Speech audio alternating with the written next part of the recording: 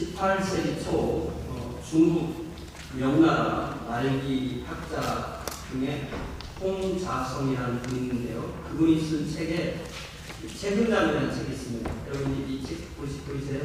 책은담이라는 책인데 우리나라에도 잘 알려진 그런 고전에 속하고요.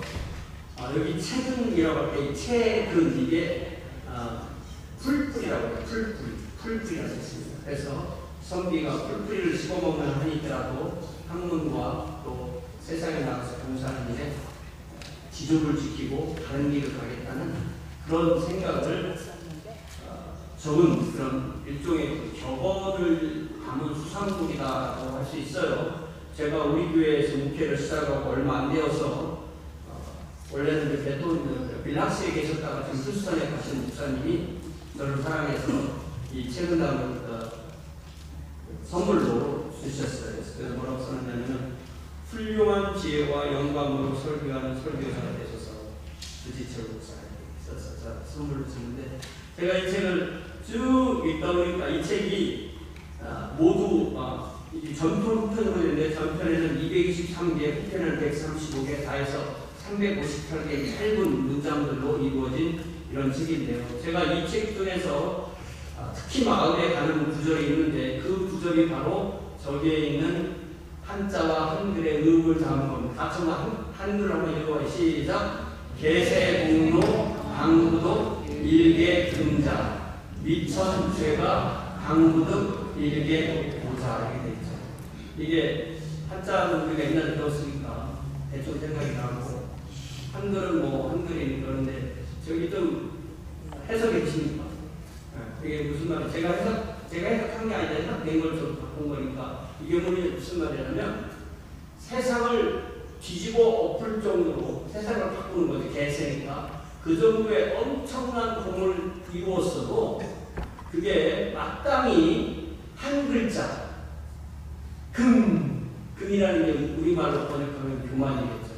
교만 한 글자를 마땅히 부득하지 못하고 그러니까 이겨내지 못하고 이게 첫 번째 예입니다. 항상 이런 것을 이렇게 객부로 되어 있잖아요.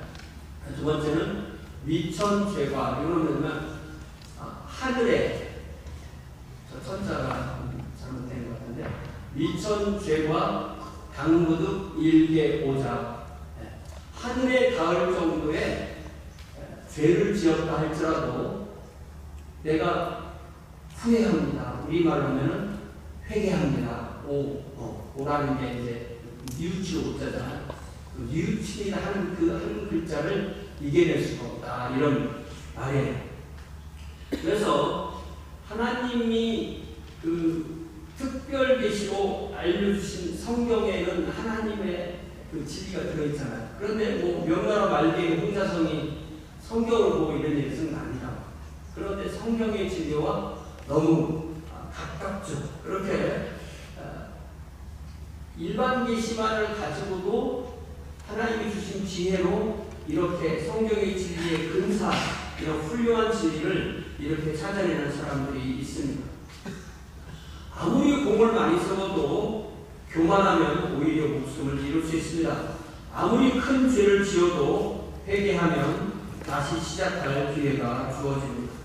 아마 이 홍자성은 아마도 중국 역사에서 그런 예들을 생각하며 이 글을 썼을 수도 있습니다. 예를 들어 저기 나오는 사람은 우리 최수영 형제가 홍자성을 상상해서 그린 그림이에요. 그러니까 중국 사람들이 이렇게 생겼을 거다. 그냥 여러분의 생각을 도우려고 그려준 그림입니다. 예를 들어서 우리가 그 초한지에는 이제 항우와 유방의 얘기가 나오는데요. 유방을 도와서 한 나라를 세운 사람이 유명한 사람이 한신이죠.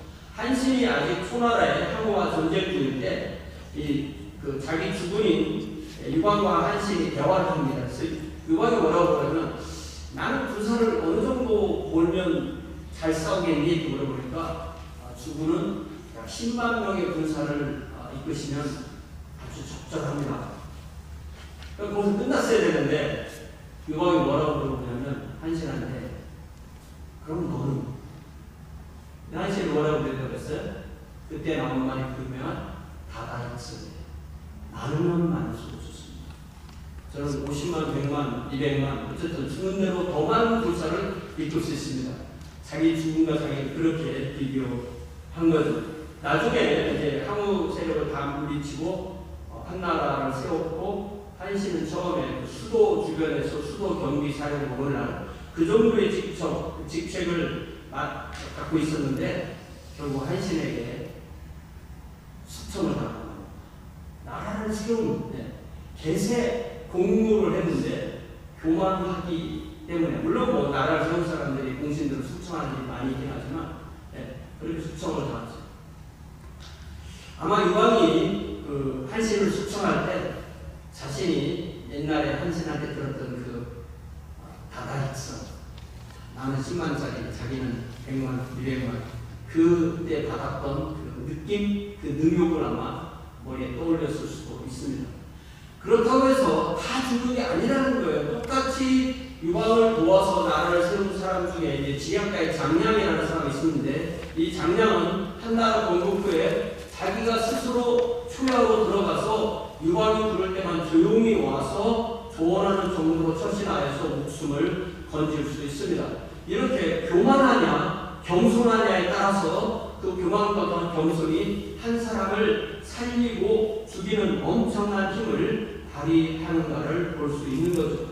홍자성이 성공과 교만, 실패와 뮤침의 그런 그 가르친 것이 결국은 성경의 가르침과 상당히 흡사하기 때문에 우리는 이런 성경 외의 진리를 통해서도 배울 수 있다는 것입니다. 우리는 삼위일체 하나님의 특별히신 하나님의 말씀을 배우지만 우리는 아직도 이런 세상 지혜를 통해서도 배우고 우리 삶에 적용할 수가 있습니다.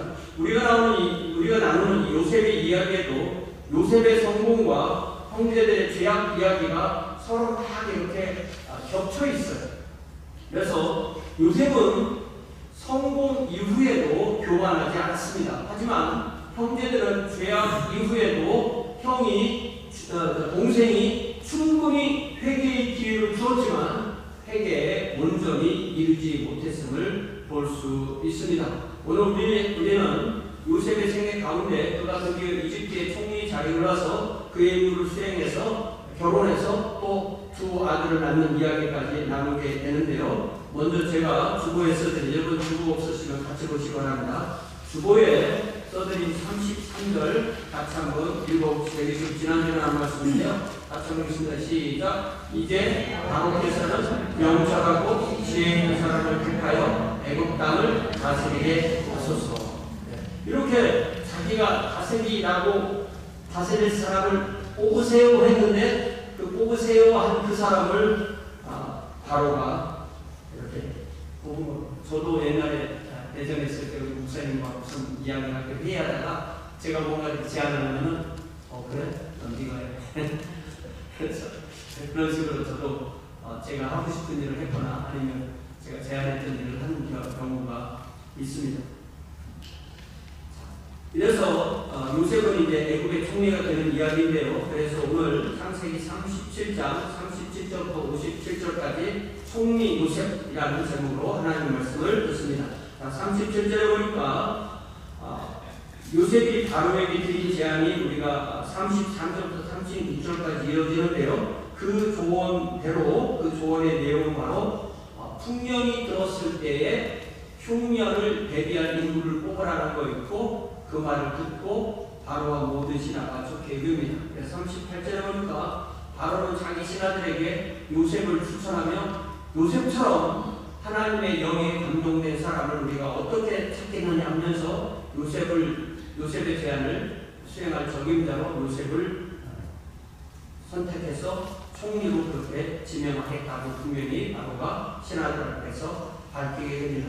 그러면서 39절에 보니까 바로는 자신에게 7 암소와 7 이삭의 꿈을 꾸게 하신 그 하나님이 이 사람을 나에게 보이셨구나 하는 것을 분명하게 알게 됩니다. 우리가 이 이야기를 들을 때, 이야기를 읽을 때 분명히 마음을 둬야 되는 것은 하나님이 어떻게 이집트라는 거대한 제국에 아브라함 자손을 430년 동안 가서 살게 하셔서 부족 단위였던 그들을 거대한 민족과 나라로 성장하게 하시는가 하는 이 창세기 저자가 하려고 했던 핵심 주제를 잊지 않는 것입니다. 창세기 저자는 하나님께서 아브라함에게 약속한 대로 야곱의 후손 남자는 한 70명이지만 종족까지 다 합하면 한 1000명쯤 되는 사람들이 430년이라는 시간 동안을 이집트에 살면서 한 200만 정도의 민족으로 성장할 수 있는 그런 환경을 이집트라는 어떤 모판을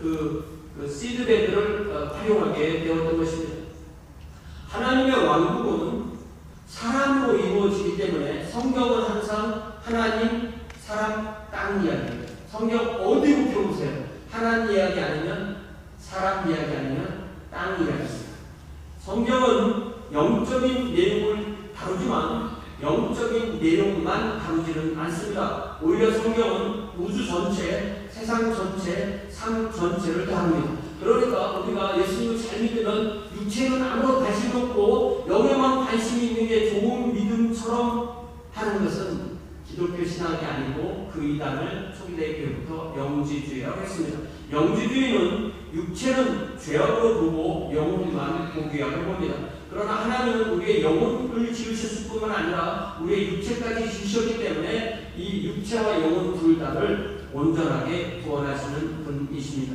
바로는 요셉을 통하여 하나님이 이집트 역사에 개입하시는 것을 어느 정도 깨닫게 되었던 것입니다.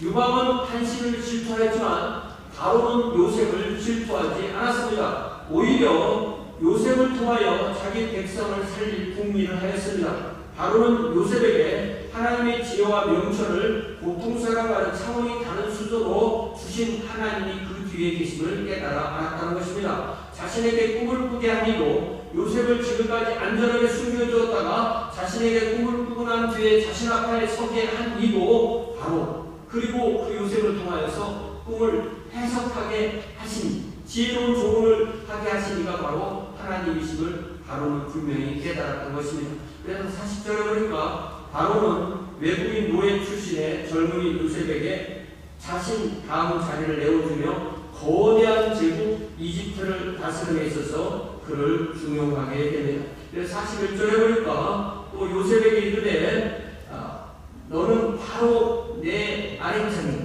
그리고 온 세상의 가장 윗자리에 있는 총리. 그래서 제가 이런 자리를 뭐라고 했어요? 1인 지하 만인 지상 이렇게 말합니다.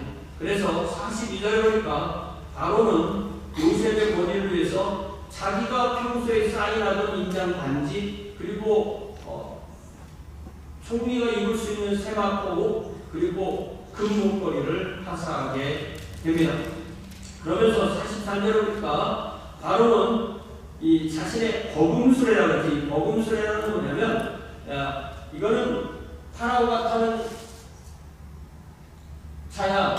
근데 이거는 그 다음 자리에 있는 사람이 거의 파라오의 그 다음 사람이 타는 그 수레야라고 하는 그 수레를 내어주어서 총리 취임 시가 행진을 하도록 만듭니다. 그래서 야곱의 11번째 아들 요셉이 애굽에 와서 바로의 모든 권한을 수행하는 총리 지위에 오르게 됩니다.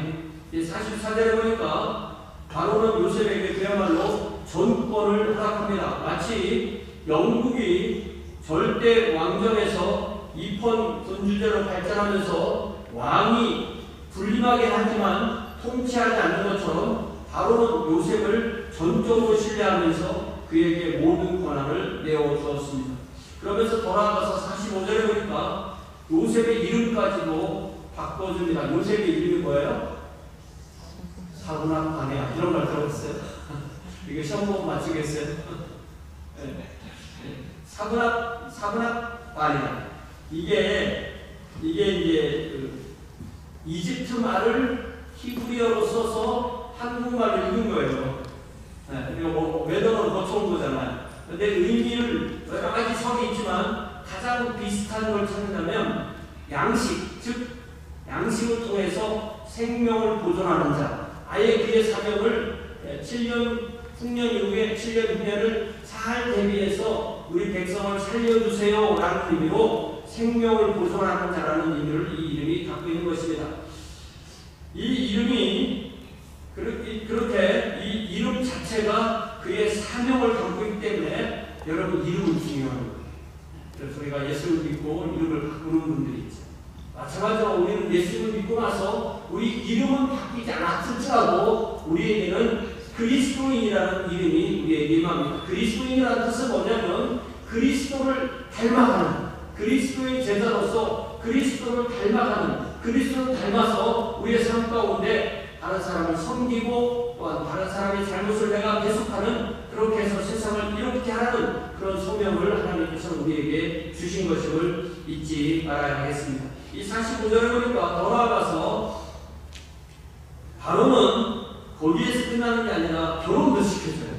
결혼도 시켜주는데 요셉의 신부감을 구해주는데 그녀는 이 온이라는 도시에 살고 있는 제사장 오디베라의 딸 아스나시였어요. 그래서 우리가 온 그러면 이거는 히브리 이집트 말이기 때문에 뜻을 모르는데 이 온이라는 말이 나중에 보면 어떻게 되는 거냐면요. 이 온이 뭐냐면은 나중에 거의 1세기 가까이 그리스가 그 나라를 정복했는데 온을 도시 이름을 바꿨는데 그 도시 이름이 헬리오폴리스라고 바꿨습니다. 헬리오폴리스가 우리가 의미를 생각할 수 있죠. 헬리오가 그리스 말로 태양이라는 뜻이고 폴리스가 도시라는 뜻이니까 그 도시에서는 태양신을 섬기는 그런 본거지가 바로 이곳이었구나라고 충분히 이해를 할 수가 있습니다.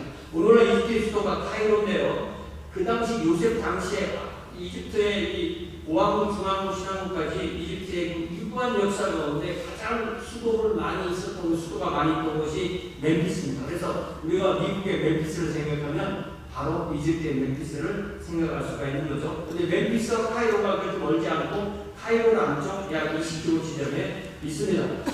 우리가 이집트 하면은 반드시 기억해야 될 것이 나일강인데요. 이 나일강은 특이하게도 강이 아프리카 남쪽에서 지중해 북쪽으로 흘러요. 보통 우리가 생각하는 강이 북쪽에서 남쪽 그럴 것 같지만 우리가 중고등학교 때 배웠던 지리를 잘 생각해보면 나일강이 아주 유명하게 아프리카 양쪽에서 청날 벵갈에서 둘이 합해져서 지중해를 향해 흐르는 강이 나일강입니다. 그래서 나일강이 그러면 해는 동쪽에서 뜨겠죠. 그러니까 해가 뜨는 곳을 동안이라고 하고 해가 지는 곳을 서안이라고 한다면 놀랍게도 당대, 지금은 안 그렇고요. 당대의 나일강 동안에만 사람이 살고 서안에는 사람이 살지 못했습니다.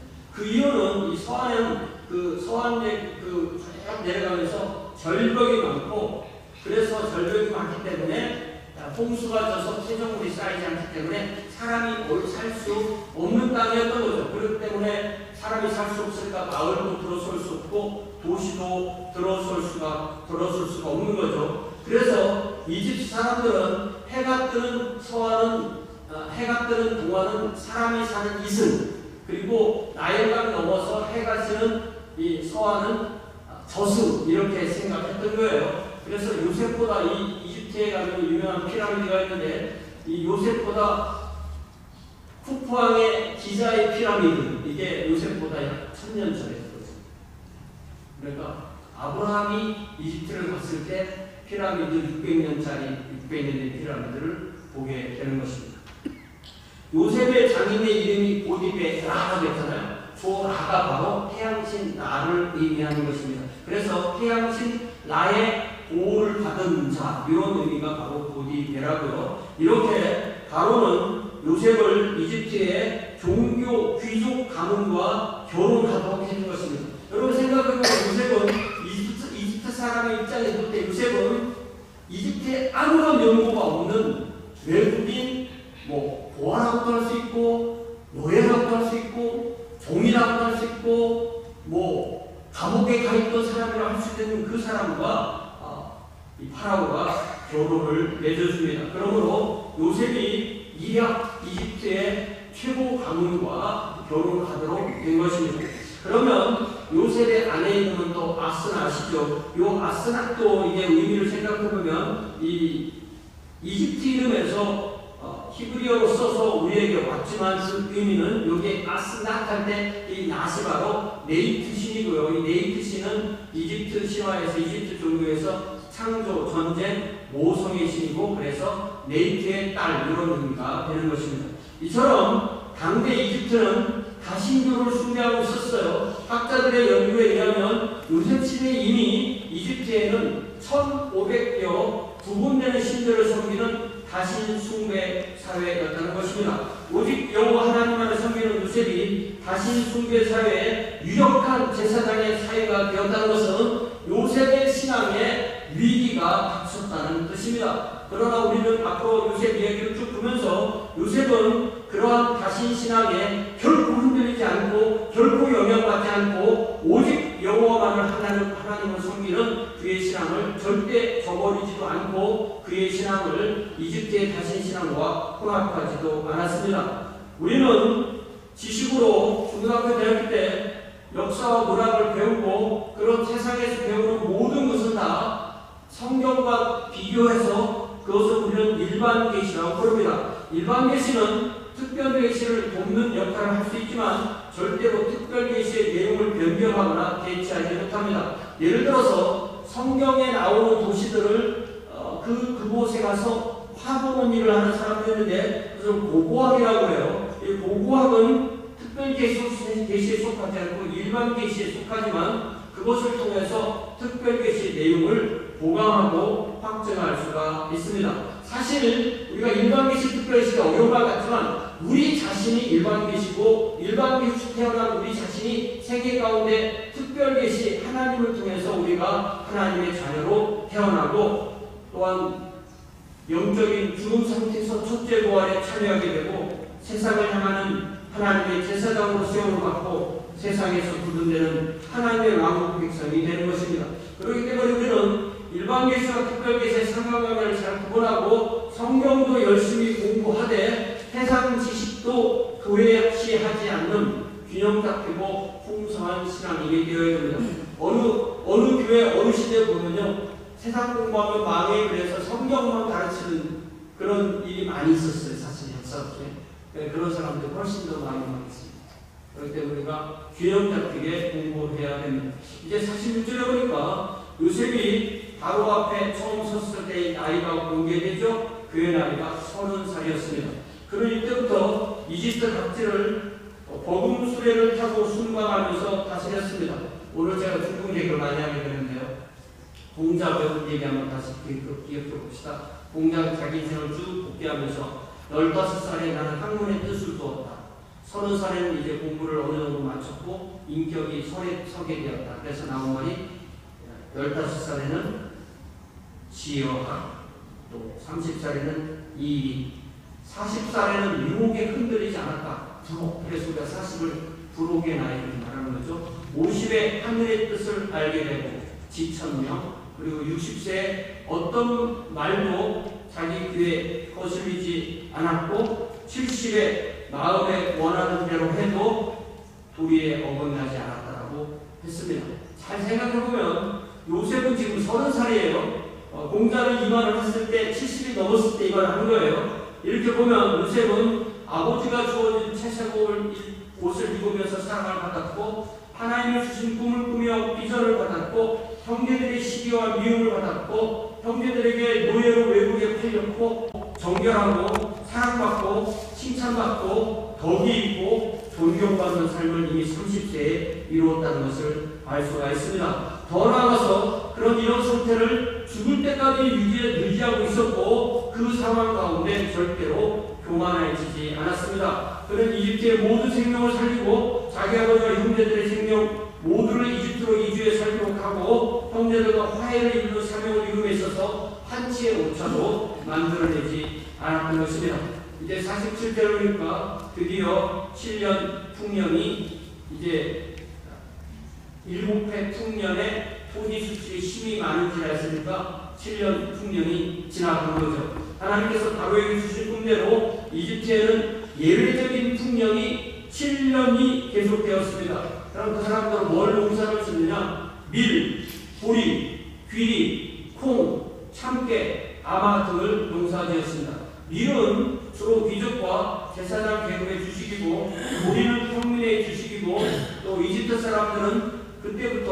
맥주를 만들어 먹었는데 마셨는데 그 맥주의 원료가 바로 보리입니다. 그리고 아마는 우리가 성경에서 많이 이야기하는 세마포의 이 재료가 되는 것이 바로 아마입니다.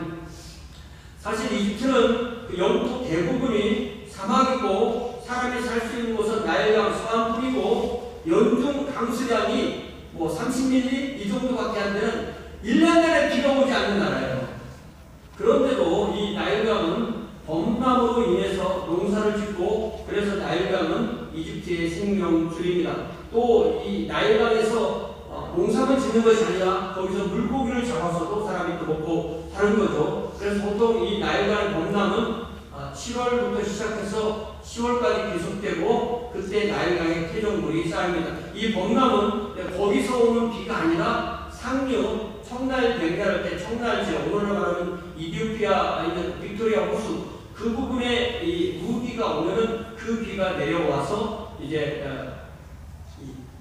범람을 이루고 범람 이루면은 거기서 상류에서 가져온 태정물을 쌓아놓고 그래서 그 우기가 그 범람이 끝나면 11월부터 1월까지 파종해서 3월에서 5월까지 수확하는 거예요. 이런 풍년이 7년 동안 계속되었다는 거예요.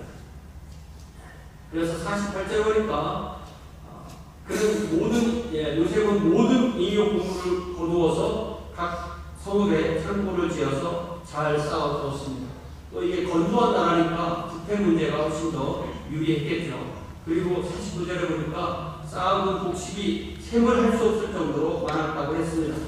그리고 50절에 보니까 요셉이 어느덧 두 아들을 얻었어요. 성경은 딸 태어난 얘기를 잘 안 씁니다. 특별한 경우만 쓰는 거니까 딸은 안 태어났다고 생각하면 안 돼요. 성경을 이제 상상력을 동원해서 아들이 2명 태어났다 그러면 어떻게 생각이 된다고?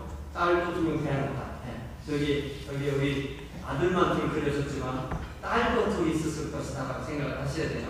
자, 그래서 30세 결혼해서 37세가 될 정도의 이남 이녀의 자녀, 한 7년 사이에 한 이남 이녀의 자녀를 낳았을 것이다라고 추정할 수가 있습니다. 그래서 51절에 보니까 요셉이 그의 장남의 이름을 므낫세라고 했어요. 므낫세. 영어로는 마나스인데 이게 히브리 말하면 므낫세에 가깝습니다. 이 므낫세라는 뜻은 잊게 하다. 나를 잊게 만드는 존재다. 내가 너를 보면 잊어먹는다는 거죠. 뭘 잊어먹냐면 하나님이 내게 내 먹은 고난과 아버지의 온 집안일을 너를 보니까 잊게 되었다는 말이에요. 그러면 이 요셉이 과거를 다 잊어먹었다는 뜻일까요? 그런 얘기 아니죠. 그런 얘기 아닌 거 아니죠. 무슨 뜻이에요? 잊었다는 얘기는 과거를 건강하게 했습니다. 우리 과거 잊어먹으면 큰일입니다. 잊어먹지 마세요. 잊어먹으면 안 되는 거예요. 그것을 건강하게 해석하는 거예요. 과거를 건강하게 해석하는 것입니다. 우리는 과거를 잊어버릴 수도 없고 실제로 잊어지지도 않고 잊어서는 안 됩니다. 하지만 그의 기억과 고통이 계속되어서 현재 이집트에서 자신에게 주어진 삶, 이집트라는 제국의 총리로서 무수한 생명을 살리고 아내와 함께 자녀를 낳기는 자신의 삶을 등한히 할 수 없게 자신의 삶을 살 수 있도록 그를 이끌어주는 하나님의 은혜를 감사하면서 그 아들의 이름을 뭐라고 썼다고? 이즘이라고 썼다.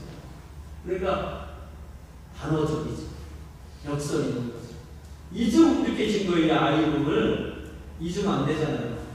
더욱 떠들면서 하나님의 은혜를 기억한다는 것입니다.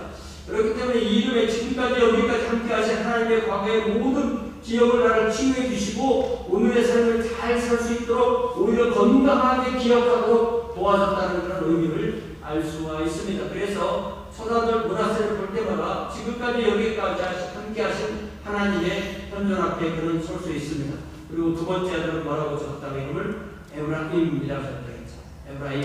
하나님이 나를 내가 수고한 땅에서 번성하게 했다. 이 에프라임이라는 이 이름은 이 항상 히브리어의 끝에 임자가 들어가고 그거는 쌍수나 복수예요. 그래서 이거는 2배의 열매, 풍성한 결실. 그러니까 이집트의 7년 풍년 기간 동안에 자기 집안도 풍성하게 하셔서 해 열매를 주셨음을 하나님이 나를 내가 고생한 땅에서 번성하게 하셨다라는 의미로 이름을 둘째 아들의 이름을 에브라임, 풍성, 번성, 풍요, 번영 이런 식으로 이름을 지은 것입니다. 그러니까 요셉이 이렇게 언제나 어디서나 하나님 앞에 감사의 사실을 잃지 않았습니다. 돌이켜보면 저도 그렇고 여러분도 그렇고 우리 각자가 우리 가정이나 또 우리 각자나 우리 가정이나 우리 교회나 하나님이 우리에게 과거를 건강하게 해석할 수 있는 능력을 주시고 또한 지금의 나의 삶에 하나님이 풍성하게 해주셨다는 감사 가운데 지금 살고 있는 줄 믿습니다. 그렇게 믿으세요? 네. 제가 우리 아내하고 무슨 얘기를 했냐면 여보 우리가 지난 20년 우리 교회 사역하는 동안에 항상 이때가 제일 행복한 때야 라고 했으면 지금까지 행복하게 살았을 텐데 늘 뭐가 부족해 하다 보니까 지금까지 늘 부족하게 살았잖아. 이게 뭔가 부족이 아니야? 네. 지금 생각해보니까 하나님이 그때 항상 가장 잘 채워주신 거예요. 우리가 과거를 잘 해석하고 지금 전능하신 하나님이 나에게 주신 이 모든 것이 하나님께서 나에게 필요한 것을 풍성하게 채워주셨다고 믿는 것이 진정한 추석을 맞이하는 추석으로 감사 헌금을 하시는 진정한 하나님의 자녀의 신앙인 줄 믿습니다. 하나님께서 우리에게 요셉처럼 므낫세를 통하여서 과거를 잘 해석하게 하고 에브라임처럼 풍성한 은혜를 주시는 주님의 은혜를 우리에게 풍성하게 주시기를 주님의 이름으로 축원합니다. 이제 53절을 보니까 드디어 흉년이 그쳤습니다. 54절을 보니까 요셉이 바로를 통해서 하나님의 꿈을 해석한 대로 7해 흉년이 들기 시작했습니다. 상류의 우기에 기후변화가 왔고 그것이 7년 동안 이어졌는데 그 변화가 단지 이집트 상류에만 제한된 것이 아니라 당시 고대 근동 전역에 걸친 기후변화와 흉년이었다는 것입니다. 이런 흉년은 수많은 인구가 굶어 죽는 참혹한 재앙으로 이어지게 됩니다. 저기 그림 보이시죠? 저분은 아직 더 살 수 있어요. 훨씬 더 이제 뼈만 남게 되는 거죠. 고대 인구 감소가 되는 보통 원인은 기근으로 인한 흉년, 또 전쟁, 또 전염병 등이 주 원인이 됩니다. 요셉의 이집트를 제외하고 거의 모든 나라가 이렇게 엄청난 위기에 직면하게 되었던 것입니다. 그래서 55절에 보니까 이집트 온 백성도 바로에게 부르짖으며 먹을 것을 구합니다. 바로는 그들에게 요셉에게 가서 그가 이르는 대로 하라고 말합니다. 요셉이 흉년 7년을 통치한 것보다 흉년 7년을 통치하기가 훨씬 어려운 거죠. 그게 그 기간이 바로 위기이기 때문에 훨씬 어렵습니다. 그래서 56절에 보니까 요셉은 지난 7년 동안 복식을 받아서 저장해 있던 창고를 열어서 백성의 생명을 구하되 백성에게 복식을 무상으로 제공하지 않고 돈을 받고 합니다. 여기서 많은 사람들이 많은 성경 해석자들이 왜 그걸 공짜로 주지 않고 무상으로 주지 않고 돈 주고 하냐. 나중에 보면 부동산도 다 받고 사람들도 다 바로의 소유로 바꿉니다. 좀 이상하지 않나 이런 생각이 들어요. 근데 우리가 성경을 해석할 때는 성경 시대로 가서 이해해야 되지 오늘날의 눈으로 봐서는 안 되는 것입니다. 첫 번째로. 그리고 두 번째는 하나님께서 요셉에게 주신 사명은 사람들의 생명을 온전하게 보존하는 것. 사람들을 굶지 않게 하고 사람들을 살리는 것에 온전히 보존하는 것이고, 두 번째는 이게 좀 미안한 얘기지만 무상으로 받으면 귀한 줄 모른다고 합니다. 여러분 그래요. 그래서 일이 없어도 일을 하게 하고 그 일한 결과로 돈을 주고 그 돈으로 음식을 사 먹게 하고, 그게 다 떨어져서 안 되면 그 다음에는 땅이라도 바치게 하고 그 다음에 몸이라도 바치게 하는 그런 과정을 우리는 볼 수가 있습니다. 이런 상황을 잘 생각해보면 하나님이 우리에게 주신 모든 것도, 잘 생각해보면 하나님이 우리에게 주신 모든 것도 사실은 우리 우리 것이라고 주장할 수 있는 것은 하나도 없고 다 하나님이 맡겨주신 것임을 알 수가 있습니다. 여러분 정말 그렇게 생각하세요? 저는 정말 그렇게 생각해요. 여러분의 거라고 보통 내 것이라고 등기해놓은 거 뭐 있어요? 내 몸이 내 거잖아요. 내 재산 있잖아요. 내 자녀 있잖아요. 내 탤런트 있잖아요. 내 직업 있잖아요. 내 건강이 있잖아요. 내 꿈이 있어요. 이 모든 것이 내 것이라고 하는 것은 하나도 없고 하나님이 나에게 주셔서 맡겨주신 거기 때문에 나는 그것을 관리하는 관리인이다. 이 관리인이라는 것을 옛날 성경은 뭐라고 했어요? 청직이라고 했어요. 청직이라는 말과 매니저라는 말은 똑같은 거예요. 영어로 스튜어디십이라는 말과 매니저라는 말은 똑같은 말이 됩니다. 그래서 우리 자신은 하나님이 주인이시고 우리는 관리인이다. 관리니까 마음대로 쓰고 그러지 않잖아요. 잘 관리해야 돼요. 그러니까 관리니까 내 빠지게 내만 쓰는 그런 의미가 아닌 것입니다. 자, 그래서 57절에 보니까 이제 이 7년 중년이 시작되자 이집트를 제외한 모든 나라에 먹을 양식이 없어서 이집트는 외국에 나가지 않아도 곡물을 들고 밖에 나가지 않아도 사람들이 이집트에 들어와서 그들에게 곡물을 수출해서 막대한 이득을 또 얻게 됩니다. 이런 상황을 여기에 이렇게 창세기 기자가 써놓은 이유는 이집트에 가장 가까운 이웃이 가나안이고 가나안 원주민도 있지만 그 가나안에 바로 요셉의 아버지 야곱, 요셉의 11형제 그리고 그의 모든 가족이 살아있고 특별히 자기를 노예로 판 그 형들도 다 거기 살아있을 것이고 그들이 이제 곡식이 없으니까 곡식을 사러 이집트로 들어와야 될 것이고 그러면 요셉을 만나게 될 것이다. 그 이야기를 복선을 먼저 미리 하기 위해서 저 57절 말씀을 써놓게 되고 그래서 이야기는 42장으로 이어지게 되는 것입니다. 여러분 말씀을 마치면서 제가 여러분 주보에 베드로전서 4장 10절 말씀을 써놓았어요. 제가 한 번 얘기했지만 제가 고등학교 때 교회 처음 가니까 교회 입구에 은사 따라 봉사하자. 베드로전서 4장 10절 여기에 표로 써있더라고요. 조경호선 기억나요? 네. 그래서 제가 워낙 저는 천재적인 기질이 있어서 선생님이 줄을 닦아내면서 봉사하라는 것이 생각했죠. 근데 그런 뜻이 아니더라고요. 교회는 이 기프트라는 말을 은사라고 그래. 이게 하나님이 은혜로 준 선물이나 이런 말이에요. 같이 한번 읽어봐요. 시작. 각각 은사를 받은 대로 하나님의 여러 가지 은혜를 맡은 선한 청지기 같이 서로 봉사하자. 이게 뭔 말이에요? 이게 뭔 말이에요? 하나님은 우리 한 사람에게 모든 걸 다 주지 않는다. 물론 어떤 사람은 이 은사가 많은 사람이 있어요. 우리 최수영자고 은사가 많죠. 바빠 그래서 이국 됐다고 해서 너무 바빠. 네. 근데 은사가 바쁘면 바꾸기가 쉬워요. 그냥 한국이 집중을 못하니까. 근데 나는 다른 거 못해. 나는 이거 하나만 잘해. 그거에 집중하면 답은 안 오는 거예요. 그래서 하나님께서 우리가 은사를 믿을 때 뭐라고 했냐면 은사를 받지 않은 사람 하나 없다. 모두 다 은사 받다. 이게 첫 번째입니다. 그러니까 나는 뭘 해도 있는 거야. 뭘 해도 있는 거예요. 두 번째는 뭐냐면 은사는 내 것이 아니고 하나님 거고 공동소유다. 그래서 제가 만약에 경비장님한테 특성 좀 해주세요 하면 해야 되겠어 안 되겠어? 해야 되겠어 안 되겠어? 왜 이게 자기 은사지만 자기 게 아니니까. 그래서 우리가 교회는 은사를 이렇게 공유하면서 풍성해지게 되는 그게 은사예요. 그게 바로 이 말씀에 각각 은사를 받은 대로 하나님의 여러 가지 은혜를 맡은 선한 청지기같이 서로 봉사하라.